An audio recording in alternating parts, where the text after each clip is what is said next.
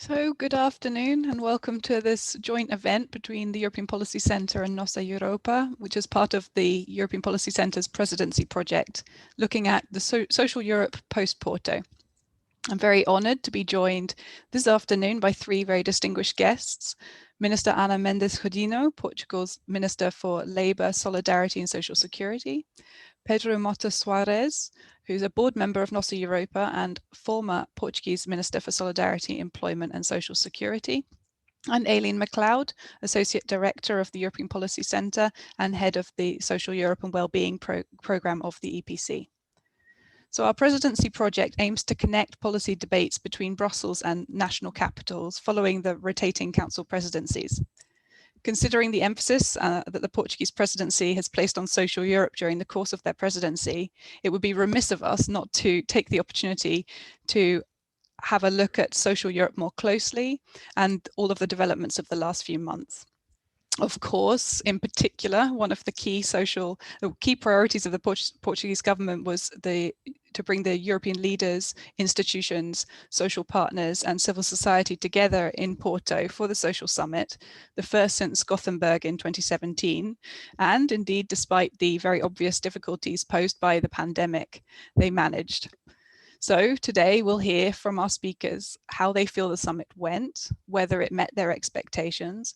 We'll take stock of the Portuguese presidency's work to date in supporting social policies at European level, and we'll discuss what's next for social Europe, the European Pillar of Social Rights and its place in the recovery. The event is an interactive one, so please do write your questions in the Q&A box as they occur to you, and I'll bring them into the discussion as the most appropriate place. Or indeed, if you're not feeling too shy this afternoon, then please feel free to ask your questions verbally. Just raise your hand and I will give you the floor. You'll find the raise your hand button in the participants panel on the right of your screen. So with no further ado, I shall hand the floor over to the Minister to give her keynote address. Minister, the floor is yours. Hello to all of you, dear Laura, dear Pedro, dear Aileen.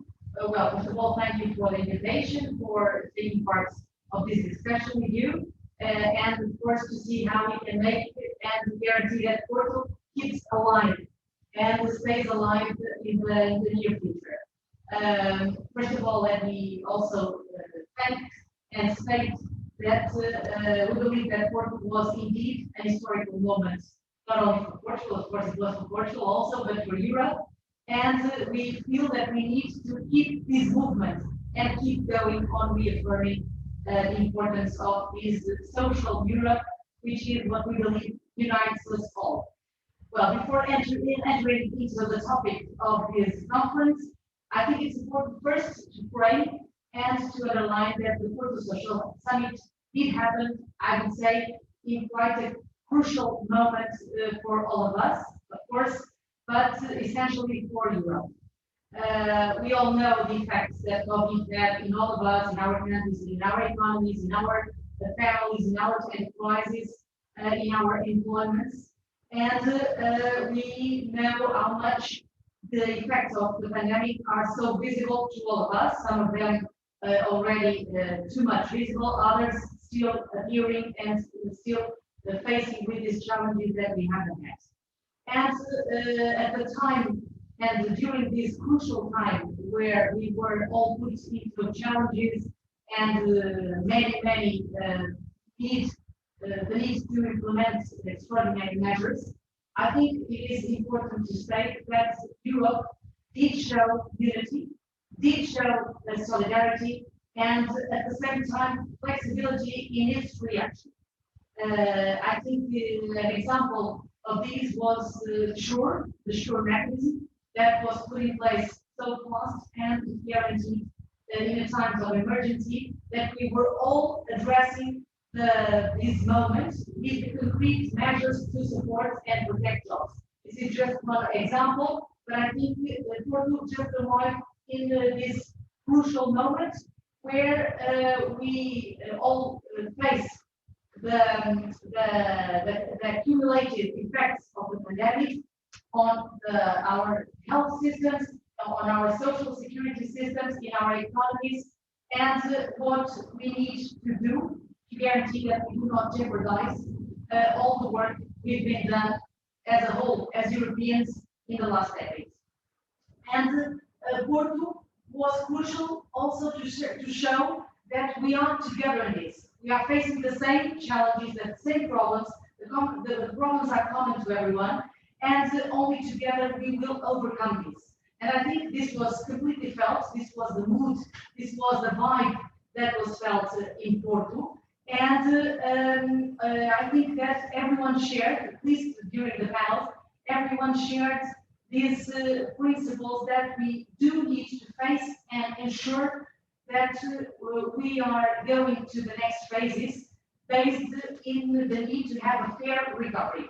So not only recovery at all costs, it must be a fair recovery that truly benefits all citizens. This is also a changing point, I would say, even for the moment we are living, because it was evident during the pandemic how many people are outside the system, how many people are fragile, how many people were affected because they had precarious jobs, how much women or more vulnerable people were especially affected. And the Porto Social Summit did appear as this real statement that the social dimension is what brings European Union together and what makes us different from other continents.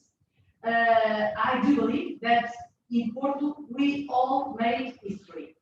For the first time, we had joint commitment. We reached this joint commitment, as you just said, Laura, that brought together and that was signed by the President of the European Parliament, the President of the Commission, the social partners, civil society, European institutions, and all around the implementation of the European Social Rights Action Plan with concrete, measurable, controlled, and measurable goals for the next 10 years.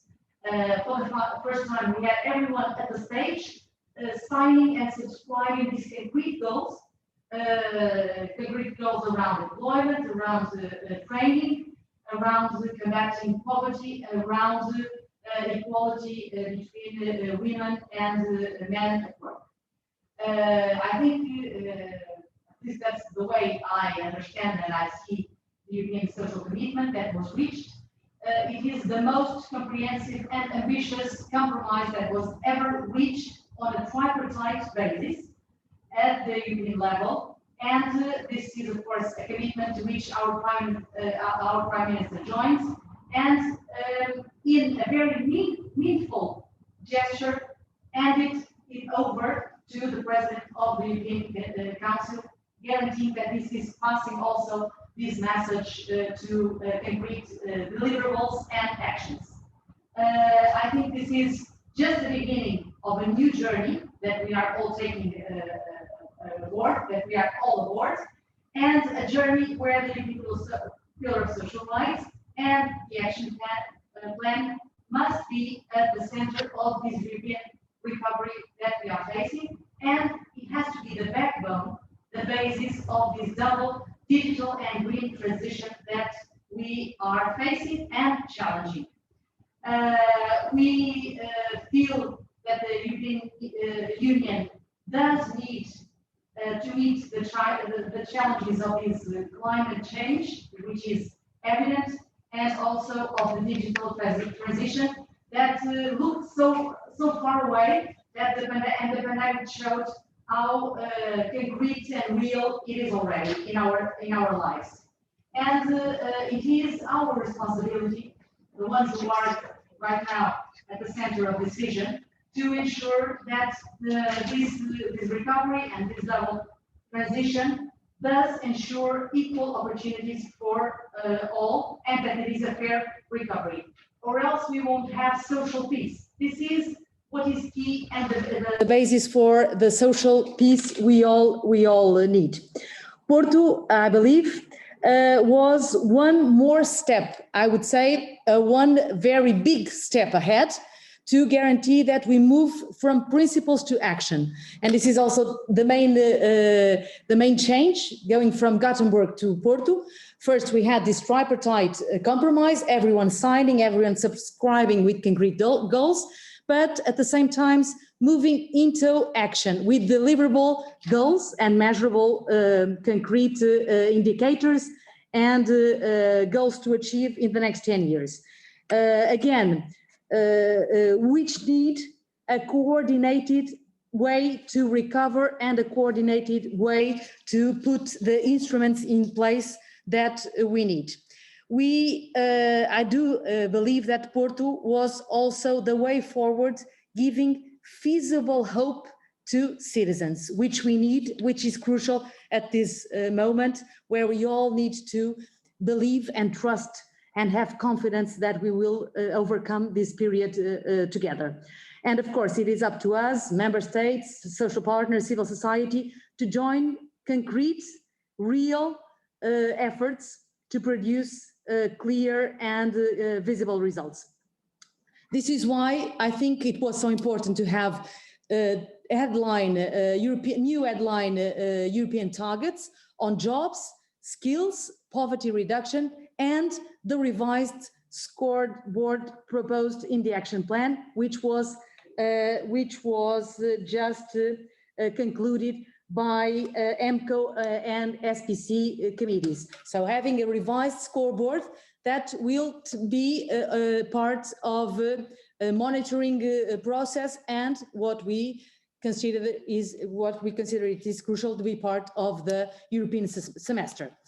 And now it is time to deliver. You know, this is the motto of the Portuguese presidency, and this is time to deliver first for decent and quality job creation as the keystone of economic and social development, and to do everything we can and to put in place all the instruments to guarantee that we achieve the target we all subscribe.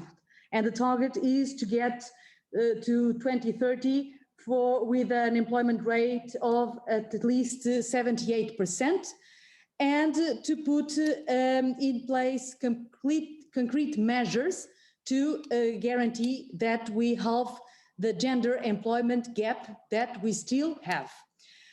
Second, it is time to deliver in terms of concrete investment, financial instruments in skills, addressing to skills, to lifelong and training, once these are the truly drivers of the change that we face. And this can be the truly drivers of combating cycles of poverty, giving the chance and equal access to opportunities in education and training for all citizens.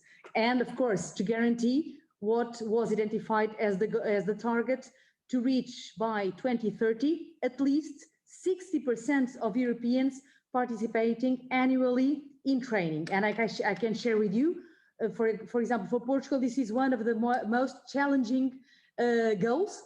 This meaning that we'll have to put in place many changes, not only in terms of the system, but also in terms of creating incentives to guarantee that this will actually happen.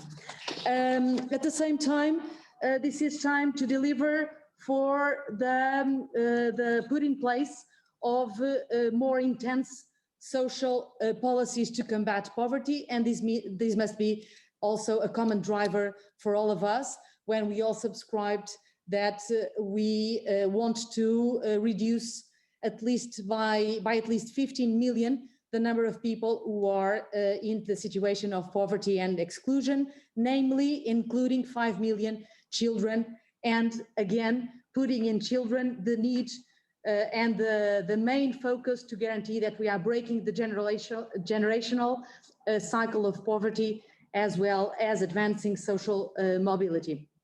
So how will we do it? First, we have to guarantee that we mobilize all necessary resources. And when I'm saying necessary resources, this means financial resources, but not also regulatory resources to guarantee that this happens. Namely through the recovery and resilience plans, and guarantee that they are put in place fast.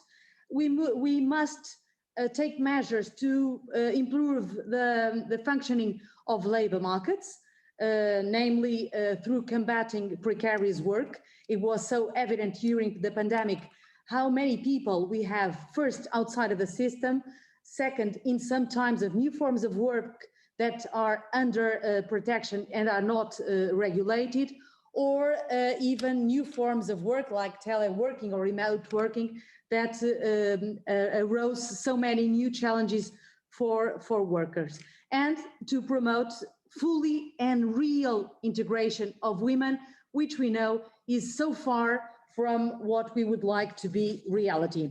And again, to have this special focus on young people, addressing young people unemployment and vulnerable categories of workers to guarantee that they are included in the labor market with special programs.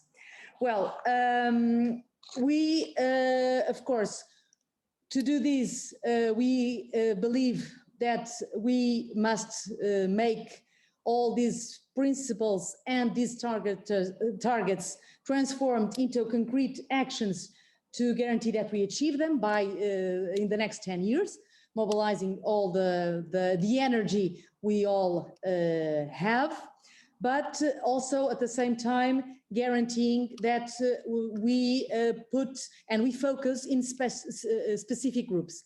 And I would share with you, for example, what have been our priorities in terms of our presidency, addressing exactly the specific groups as a main target of our attention to guarantee that we are changing what needs to be changed. I can give you the example, for example, of protecting our children. This must be, I would say, on our top of mind of our priorities, guaranteeing that our children's rights are protected. And that is why we have been discussing the approval of the recommendation of the child guarantee, the European Child Guarantee. We have reached a political agreement and we expect to have it approved on our EBSCO meeting on the 14th of June. So this has been one of our mindset, to focus on children, also to focus on people with disabilities, approving the strategy, the European strategy for people with disabilities. For example, addressing the problem of older people in the context that we are living and the demographic challenge that we face as Europeans. That is why we also included in our presidency this theme to guarantee that we approved a mainstream of aging in public policies at European level. So trying to guarantee that in every of the principles of the European Pillar of European Pillar of Social Rights, we translated into concrete actions with deliverables. At the same time, trying also to put under this the spotlight the new forms of work. We will have a discussion and we hope to have some political conclusions from the member states on EBSCO, also about remote work and teleworking work, new forms of work in this discussion on June. So trying to address all the challenges that the pandemic, of course, showed, but that they need structural answers in the moment we live, with concrete programs of investment, of structural investment, to guarantee that we face these challenges that we face at European and, of course, national levels. Also, speaking about vulnerable persons, we decided also to have, ending our presidency, a special event dedicated to homelessness people, putting homelessness people in the center of the European decisions.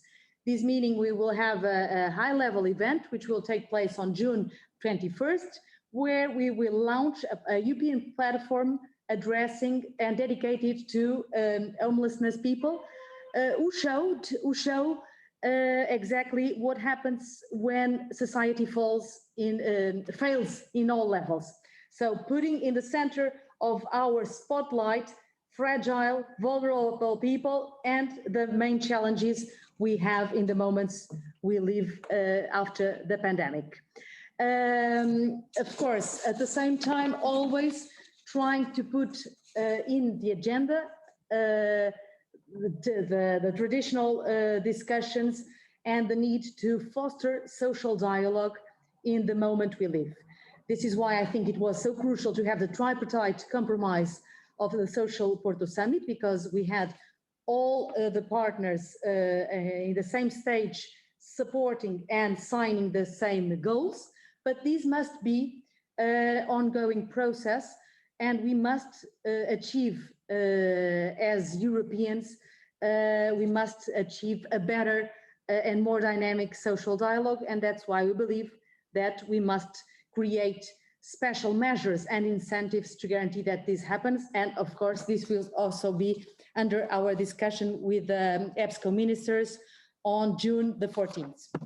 So I was trying to give you some concrete deliverables of the Portuguese presidency on what we've been doing to guarantee that this is turned into real actions with concrete effects on day-to-day life. I could also give you the example, for example, of the conclusion of the political agreement on the ESF Plus during the Portuguese presidency, which will be crucial, as we all know, for achieving these goals that the action plan just assumed as a compromise.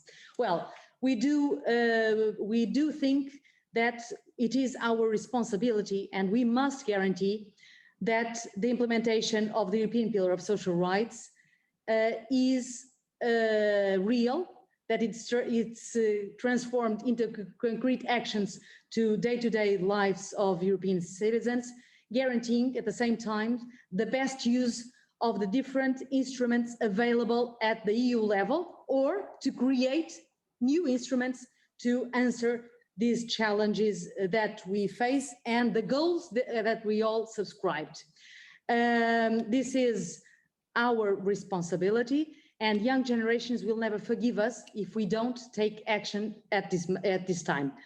We believe that we can mobilize different voices. This is also our goal, and different perspectives to strengthen this support that we all need for this ambitious social agenda for our common future.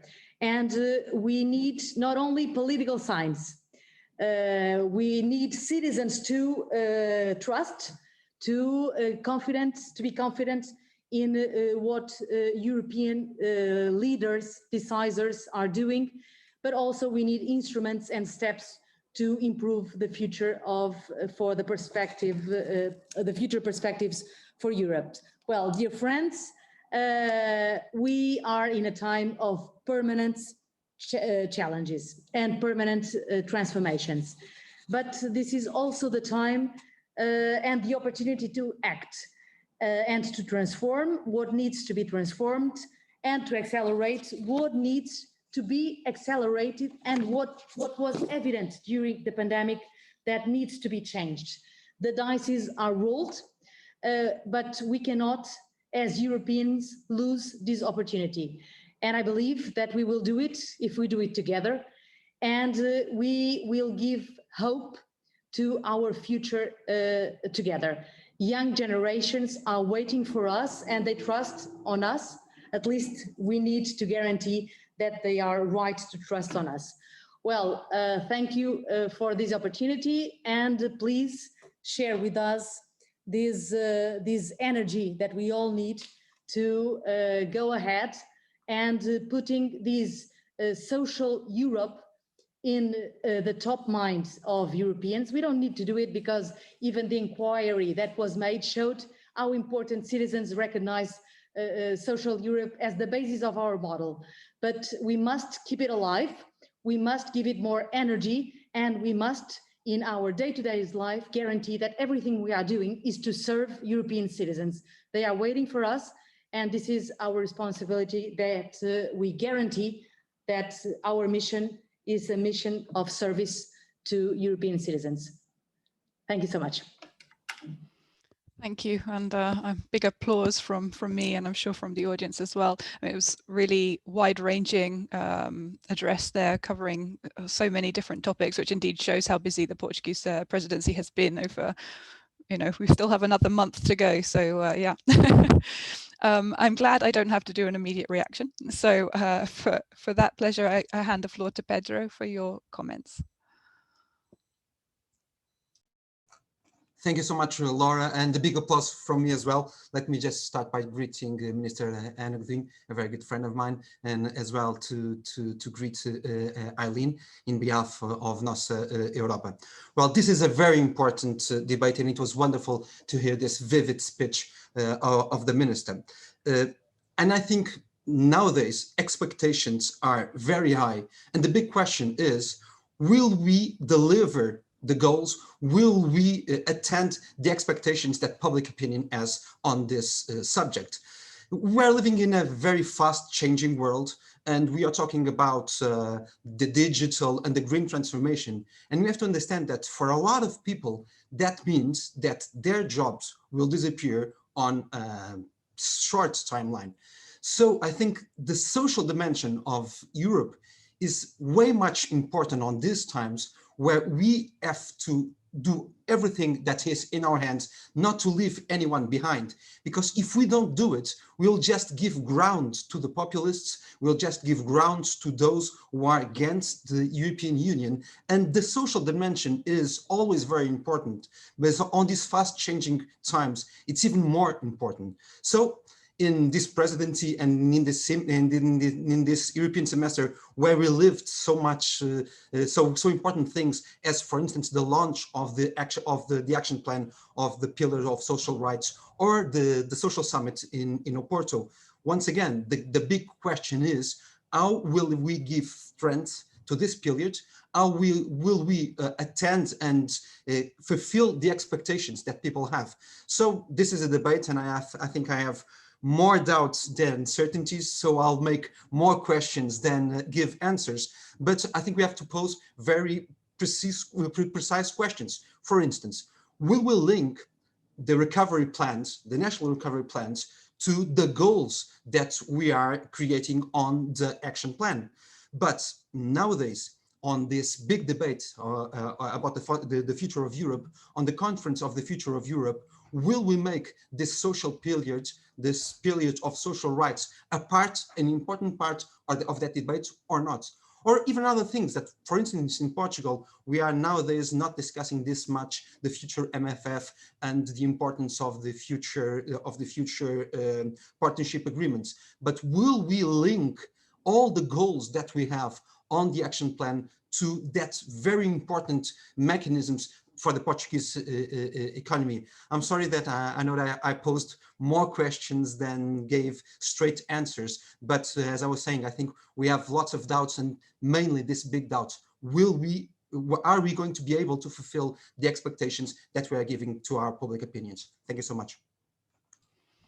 Thank you very much. Yeah, I think the point between matching hopes and expectations is a real one when it comes to social Europe at the moment. I'll hand the floor straight to Aileen for your comments as well. Thank you so much, Laura, and also good afternoon to everybody listening in. And I'd like to thank the Minister as well for her opening remarks. I think, and in terms of, the Portuguese presidency, I think really that it deserves praise for actually giving so much political priority to social Europe on its agenda. And it deserves credit for talking about social Europe, bringing social issues to the fore and placing the social dimension and its crucial role in the EU's recovery post-COVID at the heart of its presidency. And I think, as the Minister said in her remarks, that the social dimension is very much the backbone of the green and digital transition.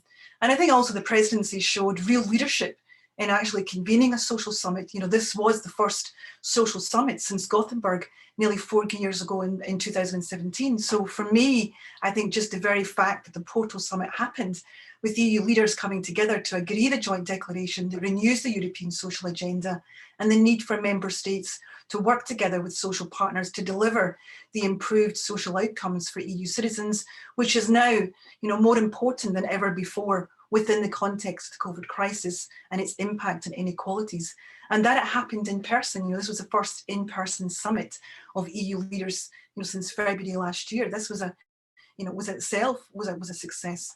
But I think also, you know, the Porto Social Summit was important for, you know, for two reasons. And I think first of all, in terms of the actual social commitment itself that was signed and endorsed by all the EU institutions and the social partners who had also been involved in its drafting. And I think secondly, in terms of the political signal that it sent about the importance of social justice and social rights of EU citizens, you know, these are fundamental to Europe's future. They are a central part to the EU's recovery post-COVID, and they're key to building forward to a more resilient Europe. You know, they're key for political resilience, for health resilience, and for social resilience, because we know that a more socially just and inclusive Europe is a more resilient Europe, you know, enabling Europe to be more productive, less susceptible to populist politics, you know, to be more, I guess, resilient for dealing with global pandemics and tackling the increasing socioeconomic inequalities and poverty that have been exacerbated by the COVID crisis. And it's also will enable Europe to make a greater contribution to delivering its ambitious climate targets. And lastly, to be a more cohesive union. You know, to make the EU more resilient for future crises, we need to make it more social, you know, strengthening the social convergence, cohesion and resilience across Europe, and to ensure that the European Pillar of Social Rights and the commitments in its action plan, that they become a reality for all EU citizens. And the challenge now, as we've heard, is to turn these commitments into concrete legislative actions and how we actually deliver them. Because this is a big moment for the EU. I mean, not least because of, you know, the risk going forward and ensuring that we are not driven into another period of austerity, which would simply exacerbate the problems experienced, you know, post the 2008 financial crisis and the Eurozone crisis. And this is, I think, really important in the context of, you know, the post-recovery COVID-induced deep economic recession that will have, you know, a huge social impact. And we need to manage the recovery of public finances in a way that is entirely sympathetic, you know, with the pillar's social rights.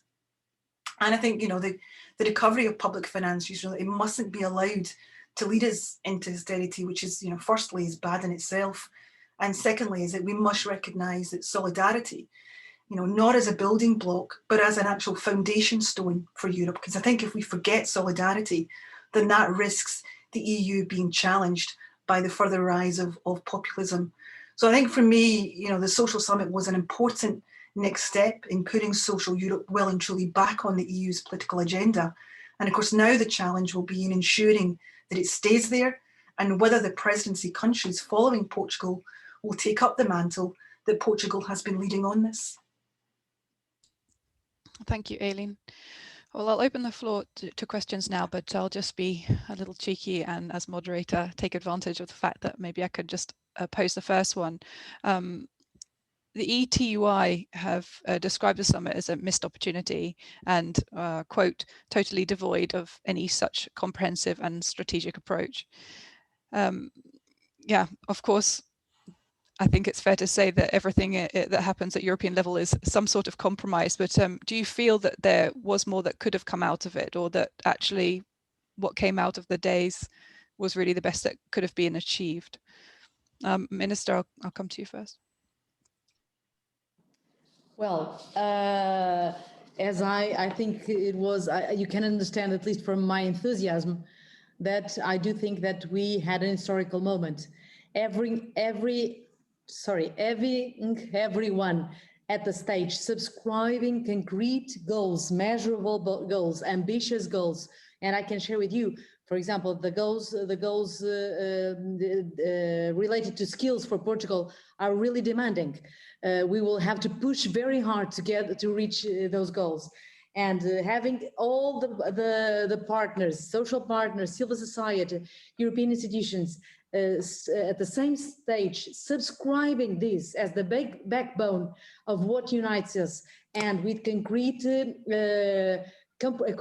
compromise, subscribing that they will do everything to guarantee that they turn those goals into concrete actions. I think this was a unique achievement. Of course, this is always a result of a balanced approach to guarantee that everyone is on board.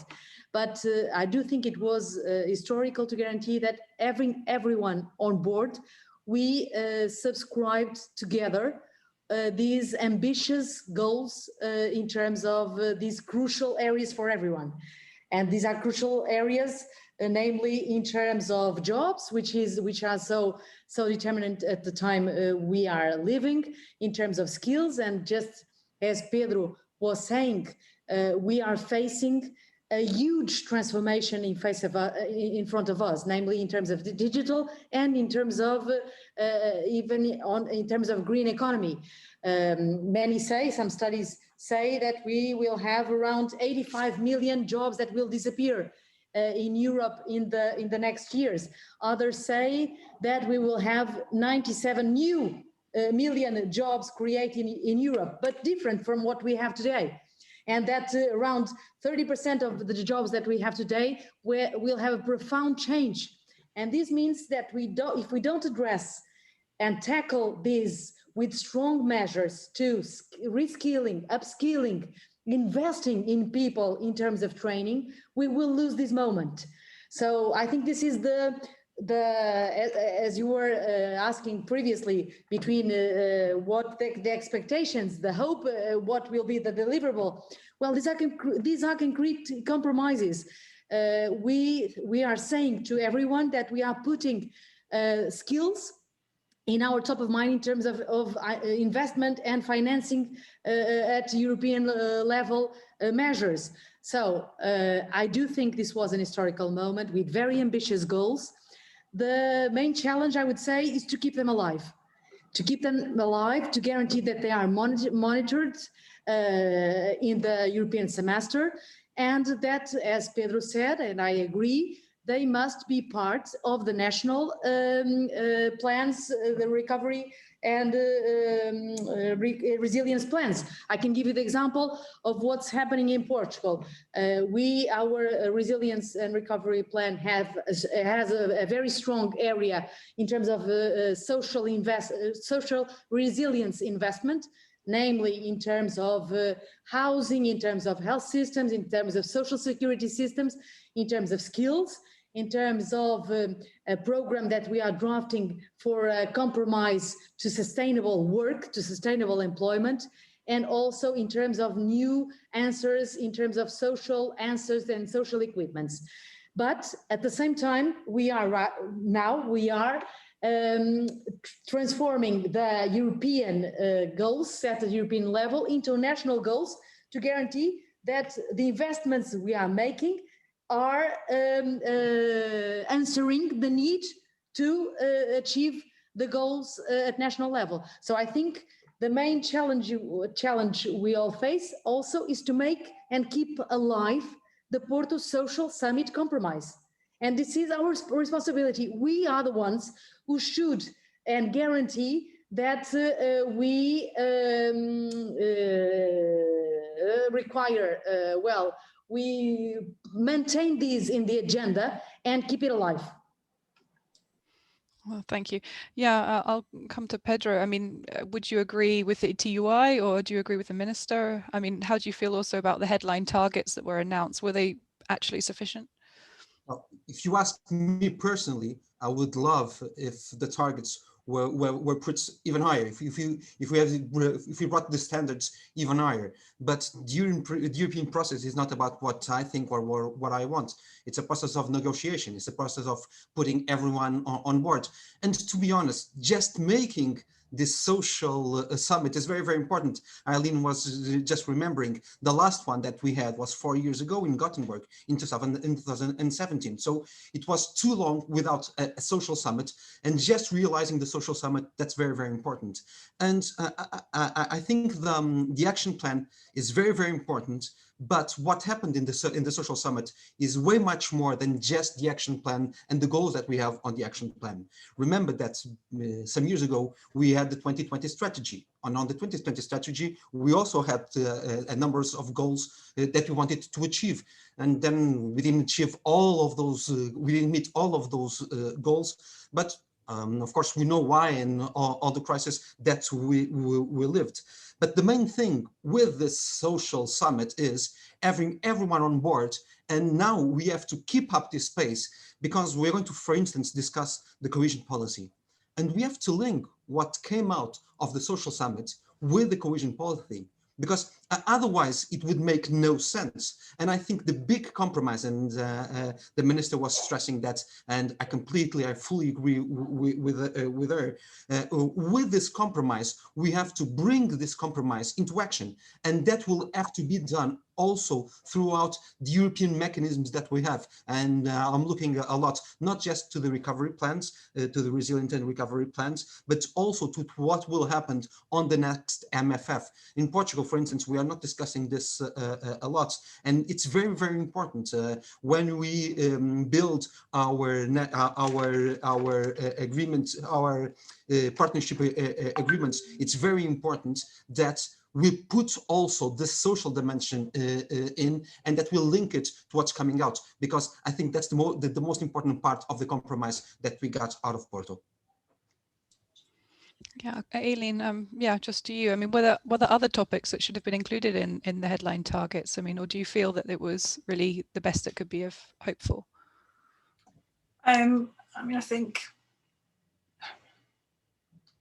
yeah, I always think the targets themselves, targets are, they are important to inspire and encourage people, and, they help us to chart our progress. So I think it was good to see the commitment by you leaders to the 3 headline targets and to the revised social scoreboard. But I think, and it is always difficult because you've got to try and get the, compromises. But I think the weakest one, I think, was around on child poverty, which is the one that probably attracted the most attention and the most criticism, in terms of, a lot of concern was raised about the lack of ambition. And we've seen that, for example, from the remarks that were expressed by, the UN Special Rapporteur on Extreme Poverty and Human Rights, Olivia de Schutter, whose view was very much, look, if Europe wants to lead the way towards, inclusive societies, then it needs a bold EU-wide anti-poverty strategy that commits to reducing poverty by 50% equally across member states by 2030. Because, obviously the EU has got, over 90 million people and almost 20 million children at risk of poverty or social exclusion. There's an estimated, 700,000 people that are sleeping on the streets. And according, I think, to the Commission's 2020 Strategic Foresight Report, poverty is expected to rise by 5% as a result of the COVID crisis, reaching at least 125 million people. So that's higher than the levels after the 2008 crisis. And I think, especially in the context of the devastating social and economic impact of the COVID pandemic, where more children will be pushed into poverty. I mean, what we're talking about with the poverty target in the action plan is a target of lifting, 5 million children out of poverty across the whole of the EU. So that target, as itself is actually significantly lower than the Agenda 2030 goal to eradicate extreme poverty and half child poverty by 2030, which would require the EU to lift at least 9 million children out of poverty by 2030. So it's nowhere near, realising the pledge within the UN Sustainable Development Goal. And I think, again, I would say that Porto, I think, would have been a good opportunity to start to build a really kind of broad consensus and support for an EU-wide anti-poverty strategy with actions focused around, how do we combat, homelessness and addressing the issues around in-work poverty and strengthening our public services. And I think, related to that, I think there was a feeling that it would have been good to have included a shared EU target to reduce and ultimately end homelessness as a sub-target of the poverty reduction target in the action plan. And that actually was, supported by more than 100, I think, MEPs and representatives of cities and NGOs, as well as to, eradicate energy poverty. But I very much welcome, the Minister mentioning that there'll be the launch of the EU platform on homelessness. Yeah, and on other topics that indeed were present just about in the declaration, the possibility of moving away from GDP as the only measure of economic success, and to start looking at well-being and well-being indicators. Now, okay, it was there. It was just about there. It was mentioned slightly at the bottom, but I noticed. But yeah, really, you know, where do we go from here in making that a reality? I mean, what do you think needs to happen at European level, or indeed at national or local level, but to make, you know, to maybe shift our perception of really how we measure success? Minister, to you. Well, first of all, we will have this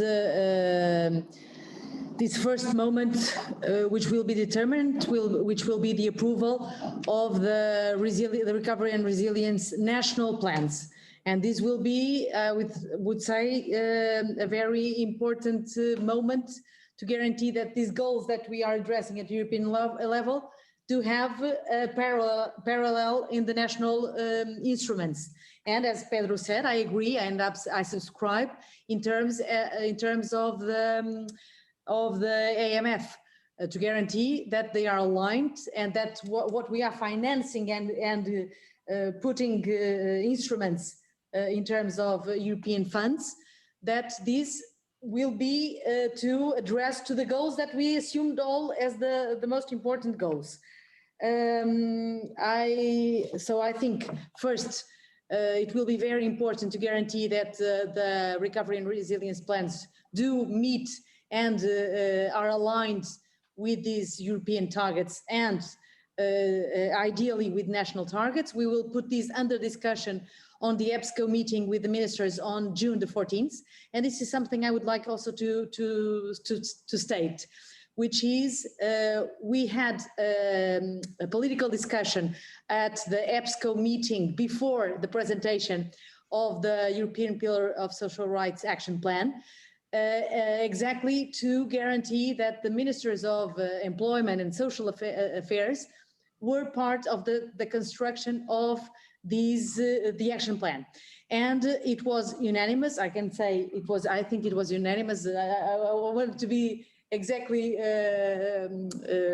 I would like to be rigorous in what I'm saying, but yes, there was this common opinion expressed by all, and this was prior to the action plan, subscribing the need and the belief of the importance of having these concrete measurable goals, exactly then having them incorporated in the national systems also, to guarantee, of course, depending on the characteristics of each country. But this is, I think, the next step, to guarantee that each country does have also at the national level these indicators. And at the same time, we had an important step, which was this conclusion of the revision of the social scoreboard done by EMCO and SPC that was just concluded. And this is quite determinant, because having this revised scoreboard, yes, we will have, as you just said, other indicators besides GDP. And I think this is the way. We just have to push more and guarantee that this is more and more what people measure in terms of their lives. Thank you. Yeah, the key is we've got the indicators, but let's make sure that they're actually prioritized as much as the macroeconomic scoreboard and macro imbalances scoreboard. Aileen, I'll maybe come to you next. Yeah, thanks, Laura. And I'll maybe kind of try and answer that question maybe in a sort of in a broader sense, because I think, I mean, I was delighted to see the reference that was in the council conclusions, and although I think I'd kind of hoped that we might have seen a bit more of a significant shift away from the sort of orthodox economic thinking and you know, GDP growth at all costs, a kind of more holistic wellbeing policy approach for EU policy making that's focused on, you know, how we secure the social justice and long-term well-being of both our current and our future generations. And of course that requires, you know, a pretty fundamental new way of understanding, I think, the purpose of the EU economy. And I was certainly very encouraged by the recent comments by the Portuguese Prime Minister Costa, who, has urged the need for a new economic model that is fairer and more equitable and within the limits of national systems, acknowledging that the EU's current economic model has no future and doesn't respond to major environmental challenges. But of course, the big challenge is, how do you, incorporate, a more holistic wellbeing policy approach into EU and member state practices, given the multidimensional nature of well-being, which requires, action across all sectors and collaboration across and within different policy areas, government departments and levels of governance. And, I think as the Minister has said, the key is, how you align EU public policy to actually these alternative indicators that will move beyond GDP to value, human health, well-being and nature instead. So measuring, what truly matters to people and integrating those indicators into member state national reform programs and their, recovery and resilience plans. And I think, that would be a huge start in shifting the EU economic policy framework in the right direction, aligning, the EU's economic policy with the values of what matters to Europe's citizens and what they regard as being essential. That's, that is crucial, because it's those shared values that actually will help to guide the policies and investment that is needed, for an economy that delivers enhanced collective health and well-being. So to do this at a European level, I think we're going to need a much more holistic, integrated approach to EU economic policy to ensure that there is policy coherence, that there is alignment, and there's joined up policy thinking by linking, our economic, social, environmental and democratic outcomes and embedding well-being across and within the public policy agenda. And of course, implementing such an approach, that will require, much more of a refocusing of EU policy making, the policy frameworks, maybe thinking about the European semester as a kind of European wellbeing framework, and also, in terms of EU governance itself. And that clearly can't happen overnight. And of course, the bigger challenge is how you get societal and political consensus. How do you ensure that this is underpinned by political and public support? How do we get that political and public buy-in? Thank you. Actually, if I may, I'll come back to the Minister, because I'm keeping an eye on the time. I just wanted to ask your perception of how you found the process regarding the recovery resilience plans. The time scale has been tight, I think it's fair to say. I just wanted to get an idea of how how as a Portuguese government you've managed to put your plans together, how you've managed to engage wider stakeholders, because I know Portugal has at least been applauded for at least trying to reach out to wider stakeholders, where indeed other member states have definitely fallen down on that. So it would be good just to get your impression, and then indeed I'll come to you, Pedro, after. It's for me? Yes. In Portugal, as you can imagine, it was very intense, the building of the resilience and recovery plan, but it was a very participated process. We had several phases to guarantee that we were really including and listening to the first social partners and civil society. So it was a very participated process, of course, with a very strong focus in guaranteeing that we are through the RRF, through the Recovery and Resilience Plan, answering the structural problems that were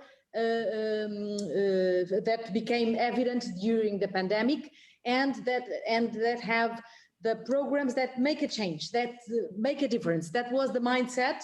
So we have a very strong area dedicated, as I said previously, to social resilience. As I told you previously, namely housing, health system, and in terms of skills and employment. Another area dedicated to digital transformation, namely in terms of skills, but also in terms of enterprises and in terms of public administration.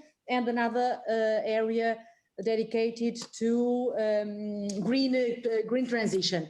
But just to give you an example, from the first draft proposal we had in the beginning till the end, till the last one that was presented, and the last version, it evolved and changed enormously. So it was really participated, and it did change in terms of the contribution we had. But it was, yes, a very intense process, and but at the same time, as you can imagine, with lots of pressure to guarantee that it is put in place fast. This is our main driver at the moment. Put in place fast, because we do need it really to tackle the moment and to answer some problems that we have. I can give you the example. We are going to launch a program dedicated, for example, to elderly people, to guarantee that they can stay at home with different types of social answers. They don't have to go to institutions. So it does have some concrete programs, or a program that we are going to launch, what we called Radar, which is a program to identify lonely people all over the country and to put them in connection with the social security system, which sometimes they are completely out of the system, or another program to foster sustainable jobs, combating precarious work. So we tried to learn from the pandemic, of course, and to put in place fast programs to first support employment, create new employment, and to have some strategic transformation in some areas, namely in terms of the social security system. We foresee a huge investment in terms of the social security system to guarantee that it is in fact an inclusive system, much more simple, digital, to cut burden and guarantee that people are part of the system, because many young people learned from the pandemic, of course, that being outside of the system is terrible.